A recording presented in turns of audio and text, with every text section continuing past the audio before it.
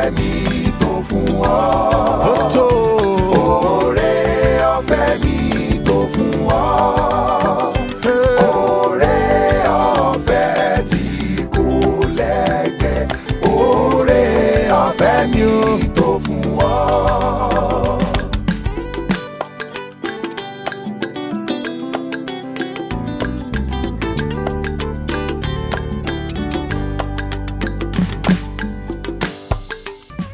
Oore ọ̀fẹ́ mi tó fún ọ.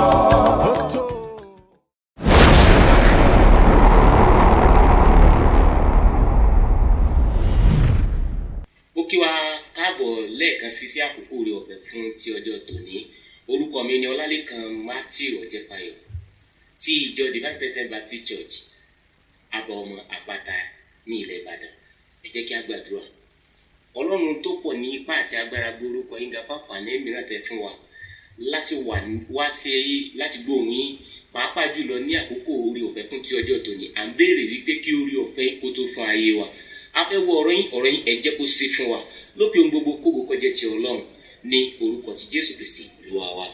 Mo fẹ́ kí ẹ gbé ọ̀rọ̀ Ọlọ́run pẹ̀lú mi kí a sì sí ìwé orin Dáfídì orin 140 bẹ̀rẹ̀ láti ẹsẹ̀ ìkíní títí dé ẹsẹ̀ ìkẹrin. Orin Dáfídì orin 140 bẹ̀rẹ̀ láti ẹsẹ̀ ìkíní títí dé ẹsẹ̀ ìkẹrin. Ìwọ ni mo gbé ojú mi sókè sí, ìwọ tí ń gbé inú ọ̀run. Kíyèsí bí ojú àwọn ìránṣẹ́kùnrin tí máa wo ọwọ́ àwọn bàbá wọn àti bí ojú ìránṣẹ́bìnrin tí máa ń wo ọwọ́ ìyá rẹ̀. Bẹ́ẹ̀ ni ojú wa ń wò ọ́ Olúwa Ọlọ́run wa títí yóò fi ṣàánú fún wa. Olúwa ṣàánú fún wa, ṣàánú fún wa nítorí tí a kún fún ẹ̀gàn púpọ̀ púpọ̀. Ẹsẹ̀ kẹrin tí màá ti dánu dúró. Ọkàn wa kún púpọ̀ fún ẹ̀gàn àwọn onírera àti fún ẹ̀gàn àwọn agbéraga. Ògo ni fún orúkọ Olúwa. Ẹsẹ̀ wúrà wa ló wà ní ẹsẹ̀ ìkẹta. Ó ní Olúwa ṣàánú fún wa, ṣàánú fún wa nítorí tí a kún fún ẹ̀gàn púpọ̀. Ohun tí àkọlé tá ń gbé yẹ̀wò lákòókò yìí ló sọ wípé Olúwa ṣàánú fún wa ní ẹsẹ̀ ìkẹta yẹn. Nígbà tí mo wo ẹsẹ̀ ìkẹta yìí, mo rí ọ̀rọ̀ tí a fi kọ Olúwa ní bíbà ẹ̀. Ó jẹ́ àwọn lẹ́tà tí àwọn eléyìnbó ń pè ní capital letter. Ó ní a fi kọ ọ̀rọ̀ Olúwa ní ẹsẹ̀ yìí. Èyí tí ó ń sọ nǹkan kan fún wa gẹ́gẹ́ bí ẹni tí ò yéyé. Wípé nígbà tí èèyàn bá ń béèrè fún àánú, tí ènìyàn bá ń béèrè fún ìrànlọ́wọ́, ọ̀dọ̀ Ọlọ́run nìkan ó ní àánú wà. Tó bá jẹ́ wípé òǹkọ̀wé tó kọ sáàmù tó bá lọ jẹ́ wípé lẹ́tà kéékèèké òun ló fi kọ, ó á wò wípé ó yẹ kí a kọ́kọ́ wá ìrànwọ́ wa lọ́sọ́dọ̀ ènìyàn. Ṣùgbọ́n bí àwọn ènìyàn ṣe rí lọ́pọ̀ gbà á kọ́kọ́ wá ìrànwọ́ lọ́wọ́ lọ́sọ́dọ̀ ènìyàn. Nígbà tá a bá gba ìjákulẹ̀ láwọ̀ wípé ọ̀dọ̀ Ọlọ́run ló yẹ kí n padà sí. Lọ́pọ̀ gbà ní ìran ẹ̀dá ló máa ń ṣe àṣìṣe wọ̀nyí. Ṣùgbọ́n ní àkókò yìí mo fẹ́ pín kókó ọ̀rọ̀ mẹ́ta gbòógì mo fẹ́ pín pẹ̀lú wa. Àkọ́kọ́ ni wípé rírí Olúwa nìkan bí atónígbà. Rírí Olúwa, rírí Ọlọ́run gẹ́gẹ́ bí atónígbà. Ẹ̀kejì, àwọn ọmọ bàbá ni àánú bàbá wà fún. Kí mo pè é? Àwọn ọmọ bàbá. Àwọn ọmọ bàbá. Gbogbo èdè yẹn lọ́pọ̀lọpọ̀ gbà àwọn olùka Bíbélì àmọ́ ṣe mistake. Bàbá ó ní bàbá ti ayé. Tí a bá wo Bíbélì tá a kà yìí, nígbà tí wọ́n ń kọ́ wọn ò fi àmì sí lórí àwọn ọmọ bàbá. Èyí ni Ọlọ́run. Àwọn tó jẹ́ ọmọ Ọlọ́run nìkan ṣoṣo, ó nìkan ni àánú Ọlọ́run wà fún. Kò sí fún ènìyàn sáà. Ẹlẹ́ẹ̀kẹta tí màá pín pẹ̀lú wa, ìgbé fún àánú torí àánú gbà.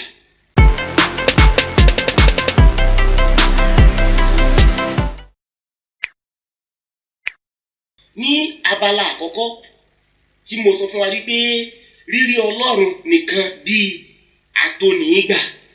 ewu ẹsẹ̀ àkọ́kọ́ yẹn ó ní ìwọ ni mo gbé ojú mi sókè sí. Ìbéèrè ni wípé ta làwa náà ń gbé ojú wa sókè sí? Lọ́pọ̀ gbà nígbà tá a bá fẹ́ ìpèsè tàbí tá a bá fẹ́ ṣètò ìnáwó wa, lọ́pọ̀lọpọ̀ gbà lákọ̀ọ́kọ́ gbójú sókè sí ọ̀dọ̀ ènìyàn pé bàbá mi ó sanwó iléèwé mi, dádì mi ó wọ́n ti ní á sanwó iléèwé. Àkọ́kọ́ lọ sọ́dọ̀ Olúwa wípé Olúwa mo mọ̀ fẹ́ sanwó iléèwé, Olúwa rán ìpèsè wá, rán ìpèsè sọ́dọ̀ àwọn bàbá mi. Ṣùgbọ́n ìgbàgbọ́ wa ni wípé bàbá wa ló bí wa, ó gbọ́dọ̀ sanwó iléèwé wa ní gbogbo ọ̀nà. Ó gbọ́dọ̀ sa ipá rẹ̀ láti wá owó iléèwé ní gbogbo ọ̀nà. Ṣùgbọ́n àṣìṣe ńlá ni.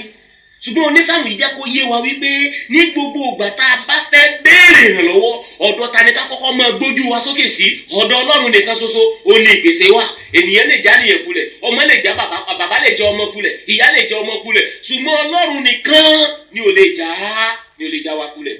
Ó ní ìwọ ni mo gbé ojú mi sókè sí. Sórí ìwọ tó ń gbọ́ mi, onísáàmù yìí gbàdúrà kan tí mo fẹ́ kó o kíyèsí. Onígbà tó ń gbàdúrà yìí wọ́n kọ́kọ́ wò ó, òun nìkan ló ń sọ̀rọ̀ nípa rẹ̀ bẹ́ẹ̀. Ó ní ìwọ ni mo gbé ojú mi sókè sí. Ìwọ tí ń gbé inú àwọn ọ̀run. Náà ó ní ìwọ nìkan ṣoṣo, kò gbójú sókè sí ènìyàn, kò gbójú sókè sí àwọn alágbára, kò gbójú sókè sọ́dọ̀ ìjọba. Ṣùgbọ́n tó ń ṣẹlẹ̀ lọ́wọ́lọ́wọ́ ní gbogbo àgbáláyé, ọ̀pọ̀lọpọ̀ wa ọ̀dọ̀ ìjọba là ń gbójú sókè sí. Béèyàn bá ti kàwé tán, ìjọba ò fún mi níṣẹ́ ni o. Ìjọba ìpínlẹ̀ ni kò fún mi níṣẹ́, ìjọba orílẹ̀-èdè kò fún mi níṣẹ́. Ọ̀dọ̀ ta nìwọ náà ń gbé ojú sókè sí fún ìrànlọ́wọ́? Ẹ̀kọ́ wa tòní sọ fún wa wípé Ọlọ́run nìkan ni ká máa gbójú wa sókè sí. Ẹlẹ́ẹ̀kejì ẹ̀kọ́ wa kejì ni pé àwọn ọmọ bàbá ni àánú bàbá tọ́ sí. Bí wọn náà bá rí àánú Ọlọ́run gbà, o gbọ́dọ̀ jẹ́wọ́ Jésù ní Olúwa àti Olùgbàlà. Ìwọ náà gbọ́dọ̀ gba àmì ìsọdọmọ. Tó o bá kàn òkè lásán tí o bá ti gba àmì ìsọdọmọ, tí o bá ti gba àmì àmì ìsọdọmọ, tí a kò bá ti rà ọ́ padà, àwọn ẹ̀tọ́ bàbá kò tọ́ sí ọ. Nítorí wípé oúnjẹ ọmọ a kò gbọ́dọ̀ gbé fún ẹrú, a kò gbọ́dọ̀ gbé fún ẹrú. Wo ẹsẹ̀ kejì, ó ní kíyèsí bí ojú àwọn ìránṣẹ́kùnrin tí máa wo ọwọ́ àwọn bàbá wọn àti bí ojú àwọn ìránṣẹ́bìnrin tí máa wo ọwọ́ ìyá rẹ̀. Ẹ wá gbọ́, ìwọ nígbà tí onísáàmù yìí kọ, èmi àti ẹ náà ti wà níbẹ̀. Kò sọ wípé bí àwọn ọmọkùnrin tí wo ojú bàbá wọn àti ọmọbìnrin tí wo ojú ìyá wọn ní èmi ń wojú rẹ̀. Gbọ́ èdè tí Bíbélì ó ní bẹ́ẹ̀ ni ojú wa ń wo Olúwa wa. Ó fẹ́ gbé àdúrà tí onísáàmù yìí ń gbà, ó ti fi orúkọ tiẹ̀ síbẹ̀, ó ti fi tèmi náà síbẹ̀. Bí ìwọ náà bá lè gba ọ̀rọ̀ yẹn gbọ́ bó ṣe pé ó ní bẹ́ẹ̀ ni ojú wa, kò sọ pé ojú mi. Nígbà ní ẹsẹ̀ àkọ́kọ́ ó ní ojú mi gbé sókè sí ọ, ìwọ tó ń gbénú àwọn ọ̀run.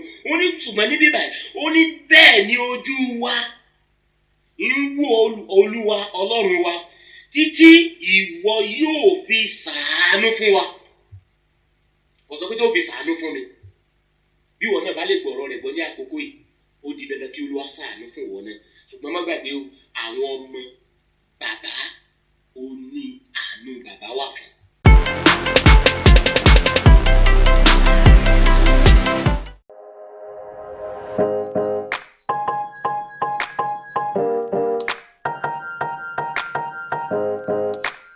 Ẹlẹ́ẹ̀kẹta, ìgbé fún àánú.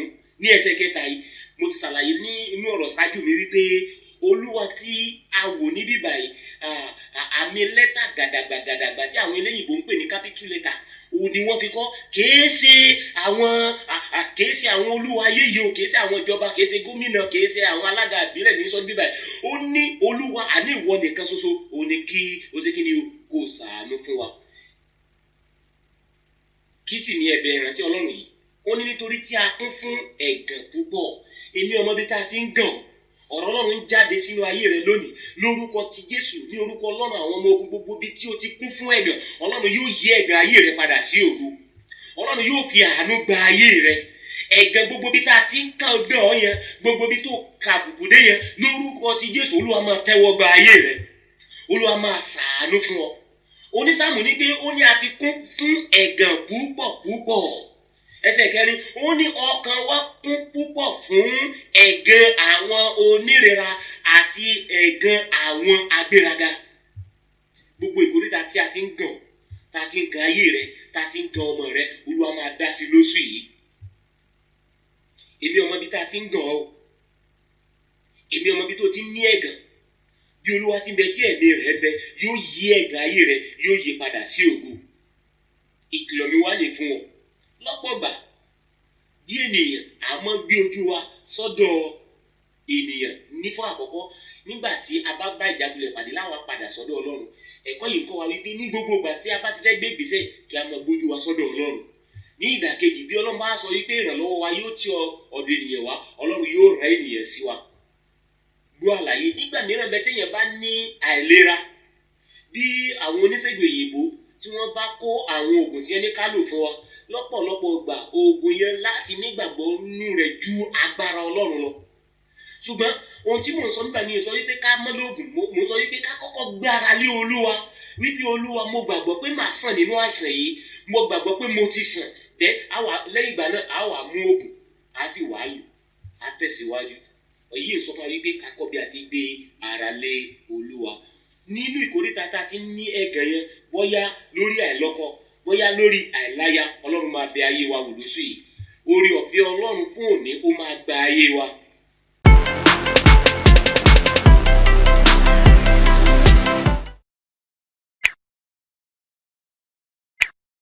Lóṣù yìí fi ìgbàgbọ́ sọ fún Ọlọ́run wípé ẹ̀gàn mi ti tán.